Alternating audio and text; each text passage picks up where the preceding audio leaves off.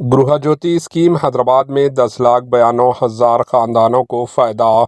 गरीब खानदानों पर बरकी करंट के बोझ को कम करने के मकसद से तेलंगाना की कांग्रेस सरकार गृह ज्योति स्कीम पर अमल कर रही है। इस कदम के हिस्से के तौर पर हर महीना 200 यूनिट तक बरकी करंट की खपत वाले खानदानों को फ्री बरकी हासिल हो रही है। इससे इन खानदानों की माली बोझ में कमी हो रही है। चीफ मिनिस्टर रेवंत रेड्डी ने इस स्कीम के सिलसिले में ट्वीट किया है। गृह ज्योति स्कीम से हैदराबाद में 10,92,000 फैमिलीज को फ़ायदा हुआ। Bureau report, HN news.